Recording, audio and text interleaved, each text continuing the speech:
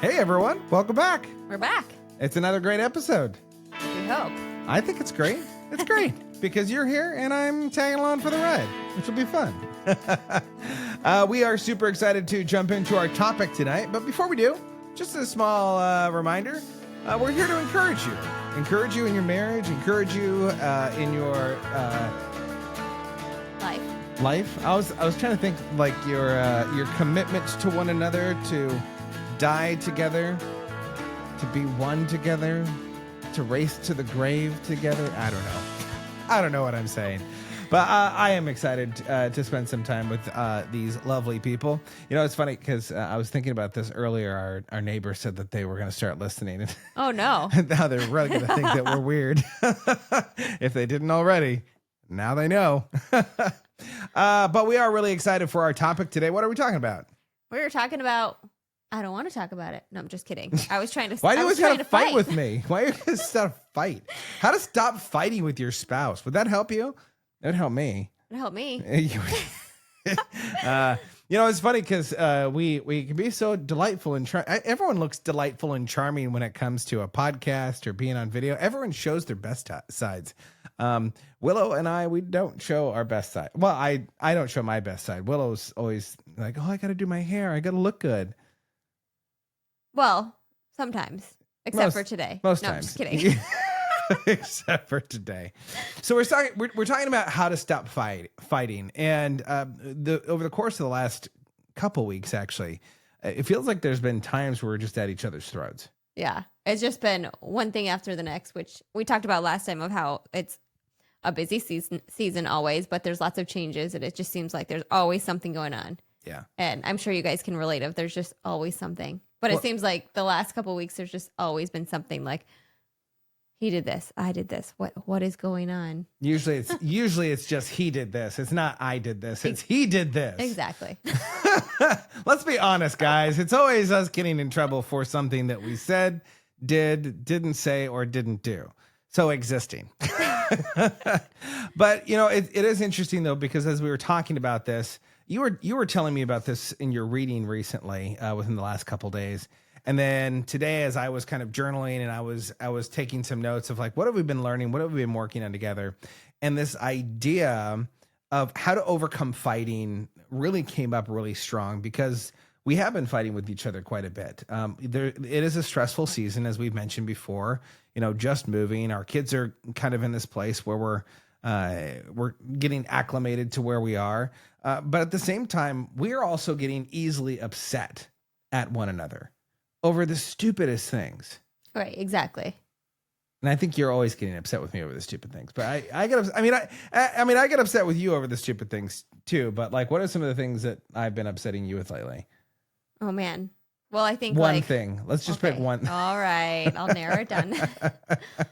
Well, for today, for example, just thinking about working and then hearing you get frustrated with the kids and hearing them go to timeout over and over again or getting consequences. And I'm thinking, what is going on out there? So like me getting frustrated with you of like, okay, you must not be doing something right because our kids keep getting in trouble.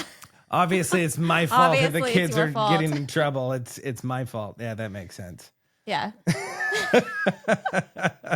Well, and there's you know, you've been stressed out with work, and you know you're doing the whole breastfeeding thing, and we have all of our family at home, and you'd rather be out doing stuff with the family, you know, and so there's that kind of stress too, where I'm like, well, gosh, you're working and you got it made. You don't have to deal with the kids half the time, right? And so there's this thing of where we start to assume that the other person is kind of out for themselves, that the other person is doing things on purpose in some ways to negatively affect us in our life. And as we've talked about before in the podcast, if you start looking for something, you're going to find it. You're going to find it. Yeah. You know, if you want to see the worst in your spouse, keep looking for the worst because you're going to find it.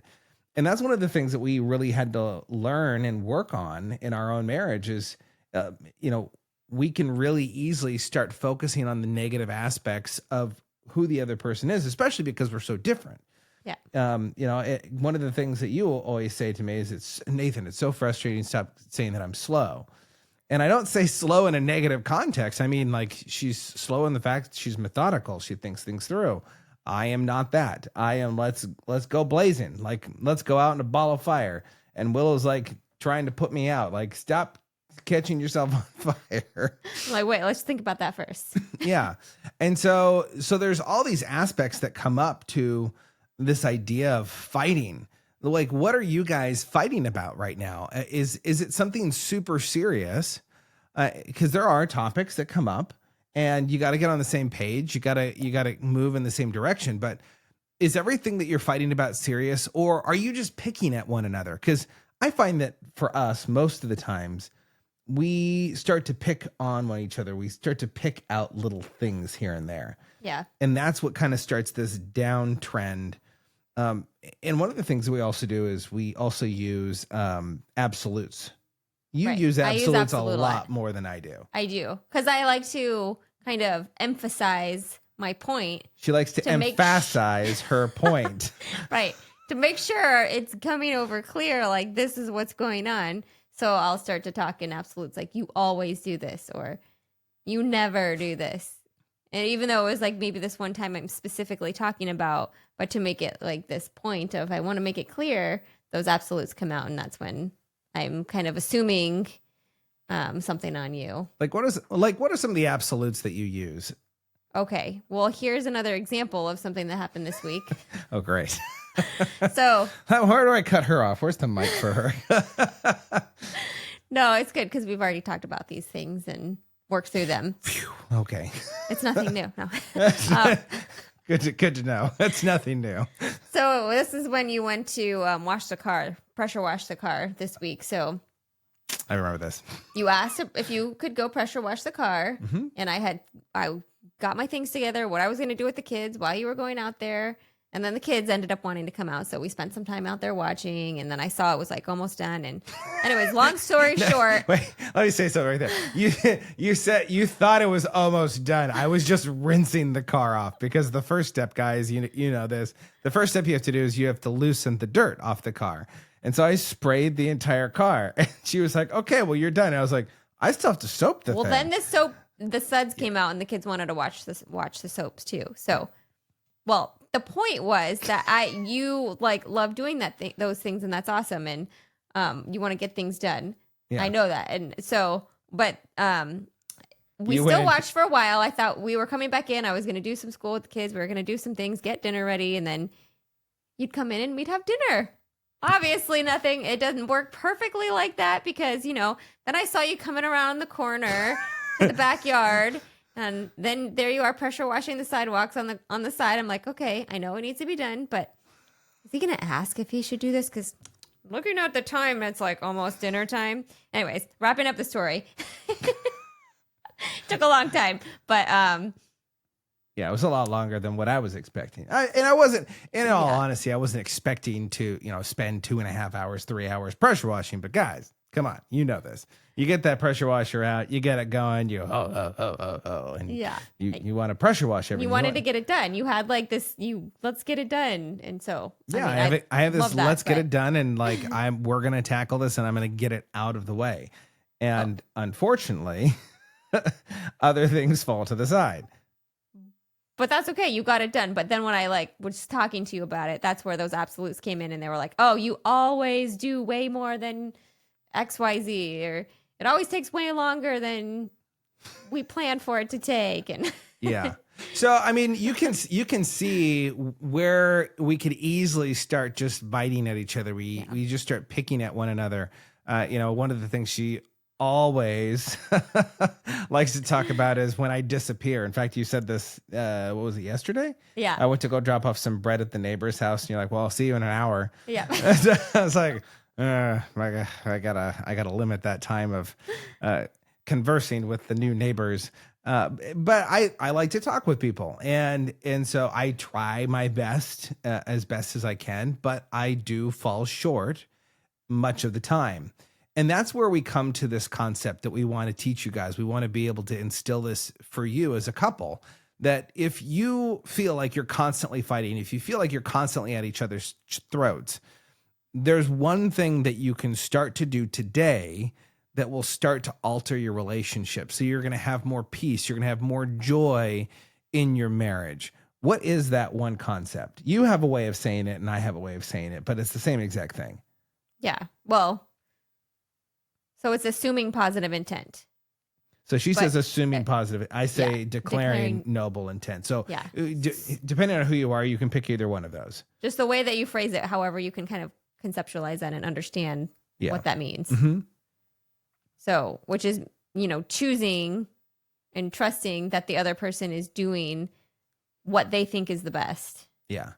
And when we first started kind of thinking about this concept, when we started learning about it a number of years ago, it's like, okay, yeah, you want to think good about the other person and, declare a noble intent that they're doing the best that they can. But it takes work. It takes effort to truly sit there and say, you know what, this person is doing the best that they can do.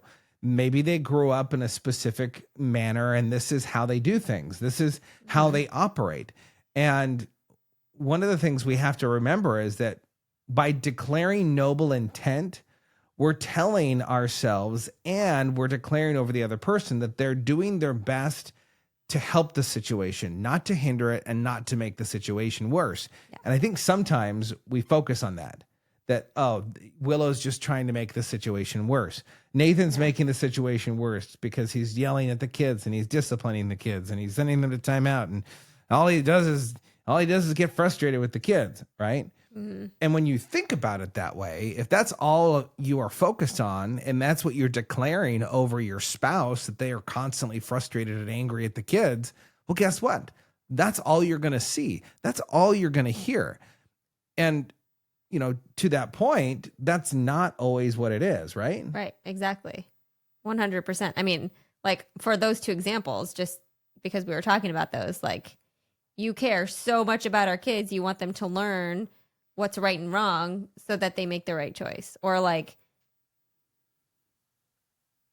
getting things done, talking to the neighbors, like being that source of life and communicating to other people. Like, oh, that's amazing. Yeah. So looking at it differently. Well, and scripturally, one of the things you love to do is you love to incorporate scripture with these things. So, for the ladies out there, I think the ladies are more into the, let's find the scripture. Let's put it there. For me, it comes to me in the moment, but it's not something that I'm good at going to right away. But yeah, you did find a scripture that that really does well with this, right? What is that? So it's Colossians 3:13, and it was something that I had read this past week going through kind of like a bunch of our arguments. And so it says, make allowance for each other's faults and forgive anyone who offends you. So there's before and after of it, but that just make allowance for each other's faults just kind of stuck out of like, okay, whether it's a fault or not, but like if somebody does something, we're all growing and we're constantly learning and nobody's perfect. And we're all sinners, right? We all make mistakes, but we're constantly we're constantly working on things and trying to do our best, even though there's, maybe some mistakes here and there.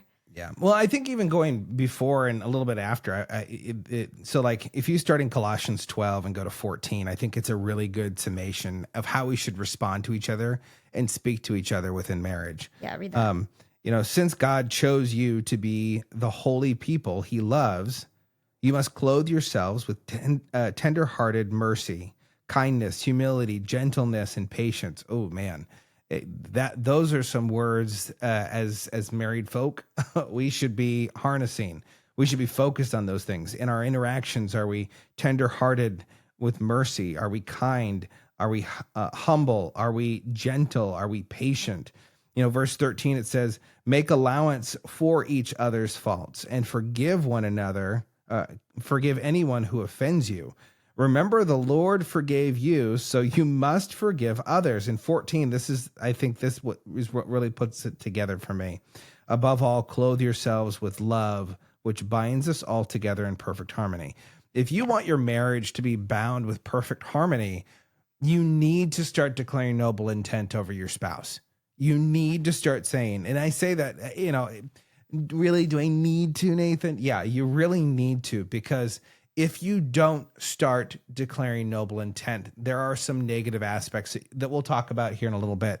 But we have 5 points here of how to stop fighting and start creating harmony within your marriage. So point number 1, declare noble intent. yeah. So we've talked about that. We've kind of hit that one home. Number 2, look for the good and speak the good. So this is kind of along the same lines of declaring noble intent. Declaring noble intent, first of all, starts with you in your mind of what you're thinking about your spouse. But it goes further than that. You also have to speak about it. You know, when Willow's doing something that maybe I don't agree with and I don't like the way she's doing it, rather than getting upset, I declare noble intent. Okay, so this is the way that she processes. This is how she's doing it. She's methodical. She's taking her time. She wants to make sure that she does it right the first time. Like perfect example, you were cooking this last week and I asked you what the recipe was and you looked at me with this blank stare and you said, well, I had the recipe, but I didn't have this, so I put this in. I didn't have this, so I put this in. I didn't have this, and so I put this in. And so essentially like 90% of the ingredients that were supposed to go in, we didn't have, so you altered that with something else. And so in the back of my head, I'm like, this is going to be horrible. And I had to stop for a moment. I declare noble intent. Okay, it's going to be good. They're great ingredients. Willow's a good cook. She's gotten better. She's not doing diced tomatoes over top ramen anymore. By the way, if you want to know more about that, go to an earlier episode. We talk about that one of how we first met or first dated. But it really is important to not just see the best in one another, but you have to speak the best in one another. Right? Yeah. It's encouraging and it's brings joy to each other to hear those things and see those things. Yeah. Number 3, refrain from using absolutes. A lot of the time and more often than not are great things that you can start to introduce into your language. One of the things that really rubs me, and Willow knows this, is when someone uses an absolute of something that I'm doing. Nathan, you always show up late. I don't always show up late. Maybe a handful of times I might have shown up late, or maybe it's I just showed up late because it's you. I just don't like you and I don't want to spend time with you. Just kidding. I'm not talking to Will. I'm talking to, okay, let's just move on. I'm just going to dig myself into a hole with that one. But I truly believe that when we use absolutes to describe someone else, especially in the negative connotation, that's like driving a knife into the person. It doesn't feel good. And no one that I know of, maybe you do know someone that would respond well to an absolute negative on them. No. Yeah, I didn't think so. Yeah. So think about that with the person that you love, that you've declared your devotion to in your life, and you're using absolutes in a negative form towards them. And now they're walking around going, well, Willow thinks that Nathan is always a jerk. She doesn't say that. I'm just making that up because I don't have something. Willow's too nice. She uses absolutes. I just can't remember what she says half the time. That's a podcast episode. That's a topic for another time. Anyway, we're on number 3. Did you want to say? Well, I'm just thinking too, like I'm wondering if I say those things, it starts having you think like, oh, negative thoughts of like, oh, I don't do this. Does it start to make the other person start to think maybe negatively? Like maybe that's something that I do more often. Yeah. Kind of thing. I mean, I could see it kind of, but I think there's a defensive-ness when someone uses an absolute that this is always what you are. It's, there was a gal early on that I dated and she said, hey, once a cheater, always a cheater. And I was like, that's not necessarily true. I think people can change. I think that people can make a mistake in those things. And, I think there's a lot of different aspects in life where using an absolute just does more damage than saying, the majority of time I find, Nathan, that when you go and talk to the neighbors, you spend way too much time with them. You disappear for hours. And that's true. That is true. I don't try to, though, but it does happen more often than not. Is it always? No, but it is more often than not. So I think Yeah. that's a really good thing that we can do to keep ourselves from fighting and to continue to create harmony. So that's number 3. Number 4. There's more than one way to accomplish something, which we know, but it kind of goes to maybe one person does this and another person does that, but they're trying their best. Yeah. Or if you're the exact same and maybe you are doing things the exact same way, there's still a little bit of variation. Well, and I think this comes to a place of pride. Are you so prideful that you have to be right about it? That you have to have the right decision, that you have to be the one that is always, this is the way we're supposed to do it. I remember specifically one really good example of you corrected me because I would always come into the kitchen when you were cooking and you'd be cutting things and I'd be like, well, if you cut it this way, you could actually cut it faster and you wouldn't cut off your finger. And I realized that after saying that for a couple of years, that made you mad and frustrated. You always say that I'm cutting things wrong and that I never, but here's the thing though, too, is that when you constantly come in and you're correcting the person, even if it's in a good way, like Willow knows now most of the time that when I come in and I'm giving feedback or a suggestion, it's because I want the best for her. It's not because I'm trying to cut her down and say that her idea is stupid or the way that she does it is wrong. It's just in my head, there's a better way to do it. And this is the way that you do it. And unfortunately, as a high driven personality, I'm going to tell you what I think. Like even when we were preparing for tonight in the podcast, you were telling me a bunch of things. And you remember me asking you this, like, do you want me to respond with feedback or do you just want me to listen? Yep. Guys, if right now you pause it, rewind it, listen to it over and over and over again. It's to stop and ask your wife, do you want me to give you solutions or do you want me just to listen? That will help so much of your problem because I'm a guy. And I know the majority of guys out there, they want to fix things. Your wife has a problem, you're going to go fix it. What's her name? I will go put her in the dirt for you. I'm like, no, she's my best friend. like there's something to be said about that though, that guys are wanting to fix. And so when it comes to this piece of there's more than one idea, there's more than one way to skin a cat, there's more than one way to do something. We have to remember that with our spouse because they are different. They have different models of understanding and how they do things. And so going back to the idea of, okay, this is how this person does this. This is how my spouse does the laundry. This is how they empty the dishwasher, or this is how they do discipline. Obviously we've talked about get on the same page of how you're going to discipline and you want to get on the same page. But even before then, understanding that the other person might have a valid idea and a valid way of doing it. And so swallow your pride, shut up, let them do it, and have a conversation later about it if you really need to. But make sure you have permission to speak into that. Yeah, exactly. Yeah.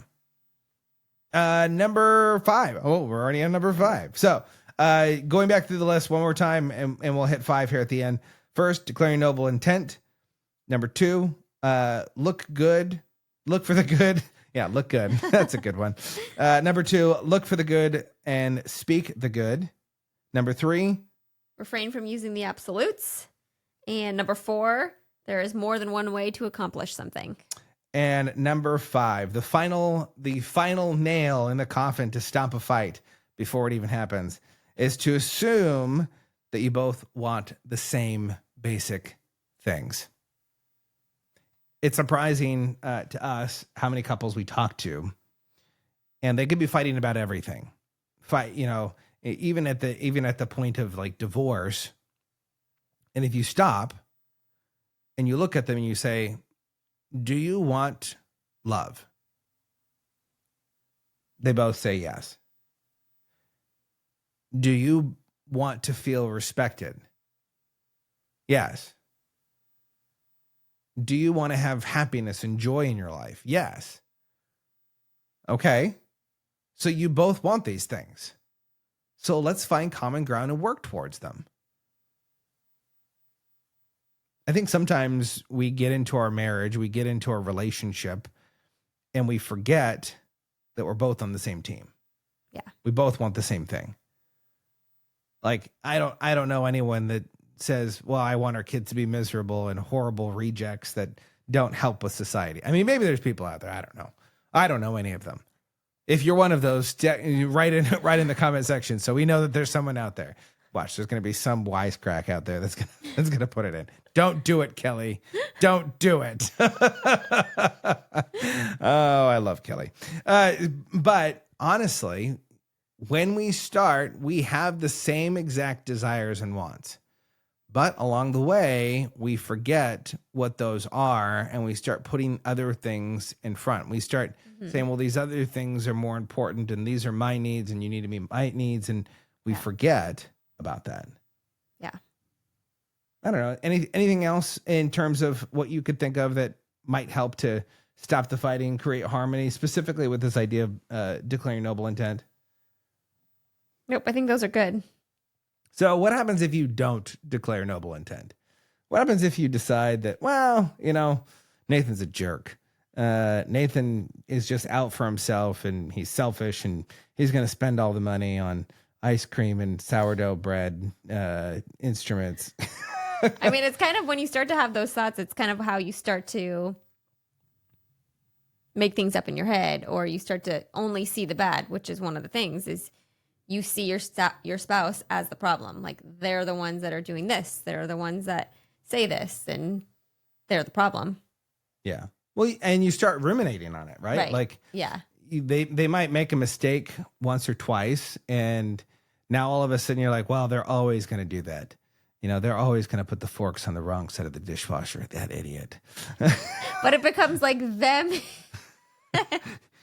That's a true feeling for you, isn't it? Like that hit deep. No, I went back to the kids setting the table and forks and such, but no, it going back to what we were talking about is the problem. Were they setting it wrong recently?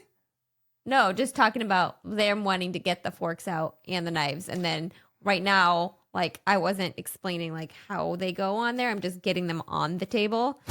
So I was just thinking about that. Well, I was laughing because the other morning they, Azariah and Rylan, our oldest too, they both have been using knives to cut their eggs in the morning. And I gave them their knives and I gave them their fork. And I was like, this is where the knife goes. This is where the fork goes. And this is the way it's supposed to be. Point the sharp end of the knife towards the plate. And I'm like trying to teach them etiquette. And you're just like, well, put them anywhere. Yes and no. Yes and no. I just thought I thought that was funny. Okay, so if you don't declare noble intent, you're going to find what you're looking for. You're going to find all those negative things. You're going to find the horrible things about your spouse that you truly believe them to have. And guess what? You're putting that on them. What else? You're going to start keeping score. You're going to start competing with each other, and then you're going to start telling those things that you see of like, okay, they do this, they do this, they do this. I did all of these things and they didn't do this. And it starts to be keeping score. And that's when you really get problems. I'm laughing because I as soon as you were saying that, all I could hear is, I always unload the dishwasher. I'm the only one that does laundry. And I'm like, wait, I just emptied the dishwasher today. What are you talking about? Well, I forgot about that, but you always see those absolutes. They get you every single time. Yeah, stop using absolutes. But I think you're right. That we start looking for the bad stuff, but then we start to keep score. We put tally marks and we go, well, I've done all this. You've done nothing. And that's really easy to do as a couple. If one of you is working in home and one of you is out, or if you're both home, if you're both out and you both come home, you don't know what the other person is doing. And if you assume that all they're doing is, playing around at work and they're not doing anything and they just go to their office and they just have fun and talk to people, You've looked at me that way. All you do is you just talk to people and then you don't want to talk to me at the end of the day. Right? There's this piece of assuming intent, which is my job. My job is to talk to people. Yep. And you can easily start to misconstrue those things. Just like I can say, well, you've been with the kids all day. So why haven't you done anything else? You should have done something else. And I assume that all you've done is just sat there with the kids. when that's not true at all. And anyone that has kids knows that's not actually what happens. Exactly. So if you don't declare noble intent, you're going to find what you're looking for. You're going to start keeping score. And when you start keeping scores, that leads to grudges And unforgiveness, because you're holding those things and you're not going to the next step of, forgiving them for just letting things go or asking for forgiveness. And when you get to that point of unforgiveness, that leads to you seeing your spouse as the problem and not your partner. Yeah. And that ultimately is what starts to lead to separation with people, is because you no longer see your spouse as someone that's dealing with the problems in your lives together. You just see them as the problem, as the person that makes things worse for your life. I think we should both encourage this. I'm just going to say it from my standpoint, though, is I want to encourage you guys, take a moment and ask yourself, where are you in this? If you're not declaring noble intent, like, are you finding the bad stuff in your spouse? Are you keeping score? Are you holding grudges? Are you not forgiving? Do you see your spouse as the problem? And the same thing goes for you too, ladies. If you see yourself in one of these areas, you need to start declaring noble intent. If you want a good marriage, if you want to stop fighting and you want to have harmony in your marriage, you got to start assuming noble intent. I like assuming. I like to declare it. Declare it. Even when you think that they're just being garbage. If they're just in a foul mood. Willow knows this because yesterday I was in a foul mood. I just could not get out of it. And we all have those days where we're just in a funk. And I was in a funk yesterday, and no matter what she did, it did not help. I think you even offered me ice cream and chocolate and all these things. I just don't want to leave it alone. But you know what? She just declared noble intent. He's going through it. He's carrying things. And guess what? I got through it, and we're good. We're good. But if she were to hold on to that, and then she would start to see that, well, that's the way he always is. And then all of a sudden she starts keeping score of how many times I get into that kind of mood and how many times that maybe I yell at the kids because they're not doing what we ask them to do. Or it goes further and further down the line, and that separation becomes greater. I know I'm belaboring the point, but the reason is because I see this and you see this so often in couples. Mm-hmm. It's the great divider. It's a great separator when we start to see the worst in one another and we don't declare noble intent. Exactly. It's those little things that they just snowball or they compound. There's a lot of little things that you can do, and it's just picking one to work on and then continuing to just see the best. Yeah. So true. I love that. By the way, if you're not, you should listen to this with your spouse. I'm listening to it with my spouse. She's right here. If you don't know Willow, you should know her by now. She's my spouse. But we do want to encourage you. It's great to listen to this by yourself, but listen to this with your spouse and talk about this and say, well, Nathan was stupid. He didn't know what he just kept making jokes. And Willow was like on it. She had all the stuff. She had her notes, and she even had her Bible, and she's so holy. Nathan just no. But have your spouse come along for the ride. Listen to this. Listen to it in the car. We're not going to be swearing profusely or talking with vulgarity or anything like that. If there is anything like that, we'll put warning symbols or something on it. Don't watch with kids or whatever. But we want this to be something that you can listen to with your spouse so you can grow together. Absolutely. So, with that, I think it was a great episode. Did you like it? I did. Well, that's good. We hope you do too. We know you did. And one of the things we'd love for you to do, would you share this with someone? Share this with a couple that you know that likes to fight, likes to argue. And maybe they need to learn how to declare noble intent. Maybe I shouldn't have said that at the end. Maybe that they are awesome. That they are awesome, but they could be more awesome. But anyway, remember to be more See more and experience more together. together.